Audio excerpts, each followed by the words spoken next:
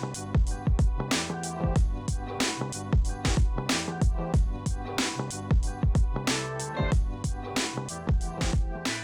there, it's Paul from Summer Hobbies. Back at it again.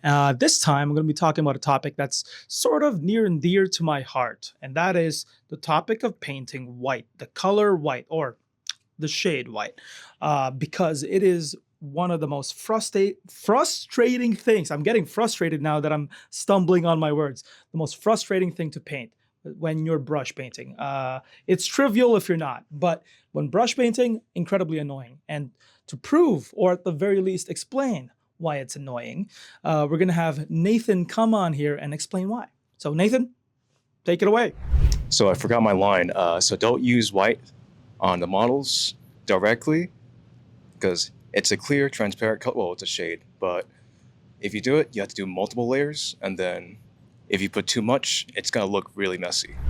Nathan is one of our fellow employees, so thank you, Nathan. He's also a very good Warhammer painter, so if you have any sort of general painting questions, water-based acrylic painting questions, ask him anything.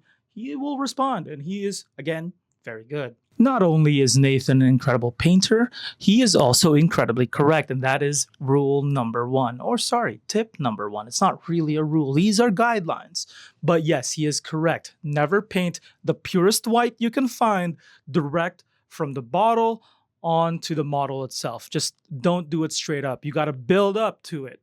As Nathan said, they are translucent by nature. White paints are also the thickest typically. That's why a lot of people typically complain when they open their white bottles. Doesn't matter if it's enamel, acrylic, lacquer, right? They're like, it's so chalky. That's just the nature of typical white paint. Some are thicker than others, right? Citadel in particular is quite thick out the bottle, very chalky. Other brands are sometimes a little bit more smooth, but there is a discrepancy there between the darker colors and the color white or shade. One of the two exceptions to this would be plane painters, specifically airline plane painters, because I doubt military aircraft enthusiasts paint their kits white. It's really just going to be airline painters. And the second are car painters. Car painters, not carpenters, by the way. Yeah, so I feel like those are the only two exceptions. Maybe, possibly, you can argue Gundam painters as well, but they do so much panel lining and painting on the side that, honestly, don't count them. Don't count them. So really, it's just these two that are exceptions to not painting white directly, or the purest white directly from the bottle to the actual kit themselves. These are the only two exceptions because they spray paint a lot. They use a lot of cans because both of these surfaces, whether it's a car or a plane, they have a lot of continuous curved surfaces. Surfaces that are terrible to paint when you're only brush painting. So this isn't really an issue if you're a car or a plane painter, unless, of course, you're a masochist. No shame, by the way. If that's your fix, then, good for you. But again, if you're a masochist and you brush paint your plane or your car, good for you. But you will also encounter the white paint issue. Let me show you what Nathan and I mean with this random shoulder pad from a Space Marine that's primed black.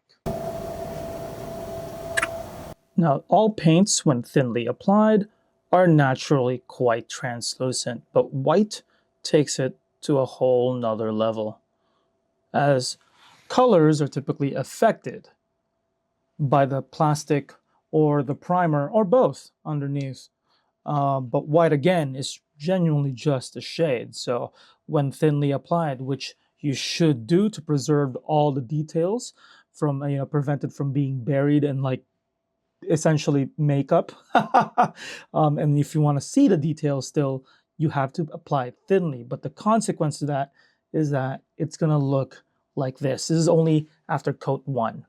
Thin coat number 2. And because of its translucent nature, whenever you're brushing it on, a full-on pure white like this will become more obvious that you brushed it on, if you know what I'm saying. Brush strokes will genuinely start appearing even after it's dried. which is incredibly annoying, especially when you're painting curved surfaces such as a shoulder pad or massive flat surfaces, or both. An airline fuselage could be both big, long, and curved. So, yeah, it's going to be a problem. That's why I called you guys a masochist for painting or brush painting a plane. Please don't do that. Don't do that. Save your sanity. Don't do it, please. For me, this is exactly what Nathan and I are talking about. You can't tell the difference from the first coat to the second coat, kinda. Basically, it just got a little whiter, but honestly, the primer is still visible. In fact, there's that little streaking going on in the middle where it unevenly dried. Yes, a medium can help mitigate this, but it dries for far longer, and the same result will still happen. So yes, I'm gonna compare this to blue, just to show you what I mean in that 2 thin coats is all you need to get from the primer to the main color of your choice, except for white. White is such a nightmare. Even yellow can get it done on the second, arguably second coat. Sometimes people do a third on yellow, but really it's almost there. For white, it's not even close. You're gonna need at least 2 to 3 more coats. And the blue I'm gonna be using is from Ionic, the phthalo blue. That's with a silent P, by the way. And the white I used was satin white from Atom. Here we go. Priming or primed black, the Space Marine Captain. I'm going to be painting him blue, thinly applied, and it's going to be 2 thin coats only. See? Just on this first thin coat. Yes, it is still affected by the primer, largely, but it's already starting to take shape, the color.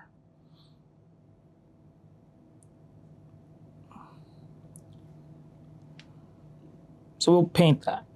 We won't paint the full figure for this video. So I'll let this dry.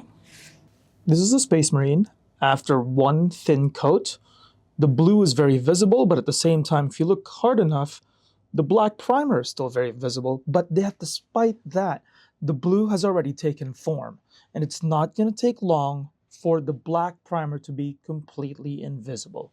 And that's basically only just 1 more thin coat. And let me show you. Spread it around. Again, 2 thin coats. Shout out Duncan Rhodes. If you don't know who that is, he's a legend within the hobby community, but specifically for Warhammer. Hence why we have the 2 thin coats paint line and brand. It's all from him. If you don't know, he's funny. Yeah. And a really good guide. This is Sir Space Marine Captain after 2 thin coats, and it's dried. Look at it, looking blue as heck. There's still some black primer influence, but only in the shading of it. You can't actually tell, obviously you can tell by the surroundings, but really if you're just focusing on the armor, you can't really tell that you primed it black unless you have another Space Marine right next to it that's been primed white. Gray actually won't be a lot noticeable, a lot more noticeable, but white, when it's primed and 2 thin coat applied, it'll be a little bit noticeable. There is a shade difference between the brightness of the blues, but otherwise, without any comparison, yeah, the guy just looks blue as heck. Pay no attention to the black primed plastic surrounding it. I'm talking about just the blue. Now let's compare it to the white. This is 2 thin coats, and yeah, it's dried too, by the way. So yeah, please do not paint pure white directly on top of your prime plastic. Go build up to the white. What do I mean by building up to the white that you want? Well, it's like this. It's actually very simple. On the left there, we have the gray example. So you would have uniform gray or something along those lines as your base color, your main color. And then once that's dried, 2 thin coats, you apply a light 1 coat, just maybe 1 coat of a lighter gray, which will bring it up a notch in terms of whiteness and brightness. And then finally, just a light edge highlighting or dry brush, depending on how you want to do it, of the white. But no more than that. Do not apply it onto the massive surfaces where the sun will hit. No, just literally edge highlight it. And you will notice a really good improvement. Same thing, but with the beiges. right? This is more towards skin. If you're painting like Akaran, for example, actually the Space Marine. Akaran's a Scottish dude, and he was fairly pale in the Space Marine game. Yes, he was a character in Space Marine. So yeah, to paint his skin, I would first start with something like amber skin along the skin tone here. And then once that's dried, I'd put one, maybe two thin coats of Urban Buff, which is a light beige, and then just edge highlighting near the cheekbones of satin white. And maybe the chin, maybe where the eyebrows are. That's about it. And the optical illusion, when you're viewing it from 2 to 3 feet away, makes it look really, really pale, regardless of which option you choose. There's even a third option. Grabbing a primer doesn't have to be gray, right? So Snow and Tundra is a wolf gray, a bluish gray, Arctic gray sort of color, but it doesn't even have to be this color. Wraithbone from Games Workshop. Boom. Is a popular choice to start white with. Regardless of which hue you choose, you will end up with a white by just following what I said. Starting with a darker color and then doing a little bit of a step up, a gradient step up from that color, and then finalizing it with either a fine highlight or a dry brushing of the white itself. But never, ever paint pure white direct from the bottle and by itself onto the plastic. Please don't. Please, please. So I'm painting amber skin on Akaran here, which is a Space Marine captain. You can name him however you want, but if you want to go official, his name is Akaran. And yeah, I'm going to do 2 thin coats of this guy, and then 2 thin coats of the other color, maybe just one, who knows. But then an edge highlight of the white. Now I'll be applying Urban Buff, which is the beige color, lightening this up completely. Now you don't have to apply it all throughout, just keep it towards where the sun will shine. So that's literally his entire bald head, the bridge of the nose, obviously the eyebrows, a little bit of the cheekbone there, just a dot or two, maybe a line. There we go. I can squeeze the brush in, keeping the eye holes untouched and just the brow of the lip, because the rest of it will be a beard. But otherwise, that's it. Keep it light, and then we'll build onto this just a tiny bit more. It's already dried because I applied so thinly in the top of the head, and then we will just fix it with the final highlight of white. Now Captain Akaran here is looking pretty pale as the beige is now dried. We will now apply the final white highlight onto the eyebrows and the cheekbones and the nose. That's it. Just a tiny bit right there, and then just on top of the nose right there, and just a dot where the mouth is right there. That's it. Maybe on the ear. That's it. Let that dry and it will be a lot smoother. Trust. So this is Captain Akaran, and basically I only have 15 minutes to film him, so he's not perfect. I also didn't paint the ocular implant on his eyes there, making him look severely incomplete. But at the same time, this is basically the gist of it. Incredibly pale, where the sun hits the top of the eyebrows and the nose and maybe a little bit of the cheekbones especially. That's where the white highlights should be. The white looks more stark on camera than it is in person, but at the same time, this is it. Also, there's brown right there at the bottom half of his face. That's because he has a beard. So I painted him brown there. He's a little bit of a redhead, I believe. So yeah, there it is. And never paint pure white, especially for skin. It just looks like you're painting a ghoul. That is, unless you are painting a zombie or something. That's a different story. Tip number 3, white is too strong to be your main color. Let me explain. So I primed the shoulder pad with white primer from Vallejo. 28010 is the code. Put that on your website. It will appear. And our website down below contains all our real-time information, including the inventory. Every item that appeared on this video will be down there. Anyway, so yeah, what do I mean by it's too strong? So it's kind of like White is that main character that, let's say you're a writer and you wrote yourself this super powerful protagonist or side character that's super powerful. But then halfway through the story, you realize, wait, this guy can just solve everything. He'll literally destroy the plot in like 5 seconds. I need to get rid of him quickly. And whether temporarily or not, I got rid of him. Fans may not like it. They may moan and complain, but I'll get rid of him. And this is something that happened in a very popular manga / anime. I will not spoil in case you're watching, but he comes back later down the line. Still super powerful, maybe even more powerful than previously when this person disappeared temporarily. Now you're like, damn it, I have to bring him back, but he can still solve the plot in 5 seconds. I need to make a plot so convoluted that it kills this character. And to this day, your fans hate you for it. And it's so controversial. If you know, you know.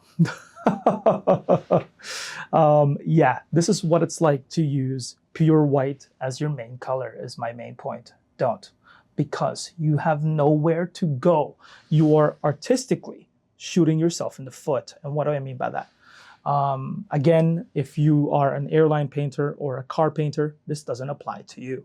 There is a third option there, and that is White Scars Space Marines players. You guys are an exception as well because you guys paint pure white all the time. But if it's not those three or a fourth, which is an intentional paint job to be pure white with a little bit of shading, if not one of those four, do not use pure white.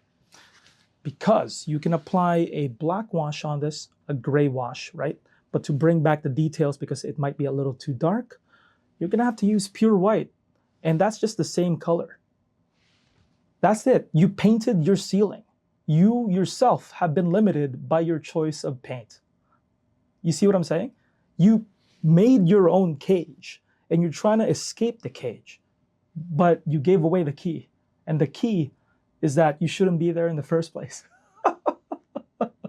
You shouldn't have been there in the first place. So please, do not use pure white as your main color unless you're one of the four that I just mentioned. It's not worth it. So again, this is an armor piece, and armor gets dirty and beaten up. Let's just say it's dirty, right? Dirty. So you're gonna use some sort of gray wash or contrast paint just for dirt. So I'm gonna be using Apothecary White here, right? So I'm gonna be putting that all over. So it's a gray, just spread it around.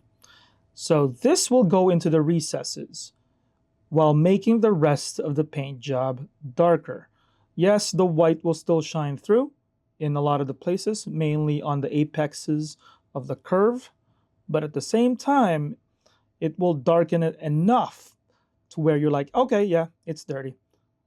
So just do it like that. Just keep spreading it around. So here is Apothecary White, completely dry. And to be honest with you, it looks the same as the other shoulder pad we painted earlier, right? The one where it's two thin coats of white on top of black. They look virtually identical. Now, let's flip it back. We're gonna hit this with a dry brush of white because really, it's all we can do, right? Yeah, you can argue if you washed it black, then you can hit it with a dry brush of gray, but that's so dull. Nothing really will change. That's just dark colors on dark colors. For there to be some sort of contrast, it has to be dark and light, right? And your only choice right now is to hit it with the exact same color it was previously on the spots where the sun shines. And that would be the edges and near the center there. So here we go, just light. Just to bring back some sort of warmth. That's already coming back. Just a little light dry brushing. Now, granted, again, no shade to you, pun intended.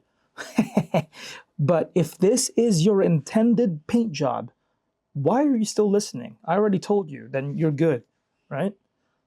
But if this is not what you intend, then you shot yourself on the foot, essentially. Because this is basically as far as you can go. Yes, yes, you can go even farther with this, but really you're just going back to square one with the original color that is the white. That's it. That's all you can do. There's no sort of artistic variety, nothing. So here we go. I've retained the sort of highlights there while keeping the shade at the bottom. So yeah, that's it. That's all you can do. That was so boring, guys. I fell asleep.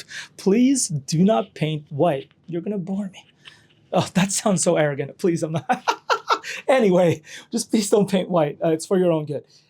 Use Glaze Medium.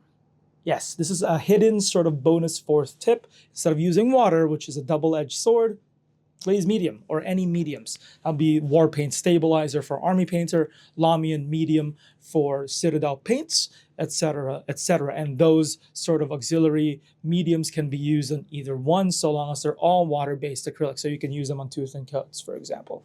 Anyway, why water though? Why would you neglect water? Well, water, again, it's a blessing because it is cheap. You can go from your desk to the sink and back to your desk in like a minute, just filling up your cup with water. That's about it, right? But the downside to water, the curse, is that it dries too fast. In this particular discussion, white in particular, that drying part is very noticeable. Open your cap for the water bottles. Oh, sorry, for the white bottles right now. On the rim, when you open the cap, you'll notice these sort of dried white particles that look like pebbles, like gray or black pebbles. That's because white and just bright colors in general, but white especially, are chunky, either chunky or too thick out the bottle. And this is just the nature of making white paint. They're all going to be like that, regardless of newer engineering and whatnot. Even ionic and atom paints, which have self-leveling technology built into it, will all be like this. So to mitigate issues, especially on flat surfaces or curved surfaces or flat, massive curved surfaces, use mediums, please. Please. I want your paint job to succeed. And this is just the way to go when you're dealing with pure white. And that's all the time we have for today, because this video is now 25 minutes long. I'm so sorry, Mr. Editor. My bad. Anyway, yeah, this is Paul signing out. But before I truly do sign out, I'm just going to announce once again, that we have an in-person painting class. Yes, a painting class in store. You get to see not only the store, but you get to have an in-class in store. So that's going to be such a cool experience. I'm kind of jealous, but I'm staff, so I can't be part of it. Anyway, this class will be headed up by Adrian Peck at War Glamour Minis. That's his Instagram handle. And this class will take place on April 18th at 11 a.m. April 18th at 11 a.m. Sign-up links will be down in the description below. He is a Golden Demon Bronze recipient for large-scale miniature painting. He's kind of insane, a very good painter. So yeah, you guys are in great hands. The class itself comes with the free mini, and obviously the class. Plus, within the class, you get to use his own paints, so you don't have to bring your own paints. You guys are good. Don't worry about the paints at all. Anyways, thank you guys so much for watching. And yeah, if you like what you saw here and you want to see more, please consider liking and subscribing. And we hope to hit 20K. That's like the goal this year. Last year was 10K, now it's 20. A little bit more unrealistic as it's a larger hurdle. But hey, who knows? Some people say that getting from 0 to 10K is harder than 10K to 20. I don't know. I don't know if that's true. Anyway, bye-bye.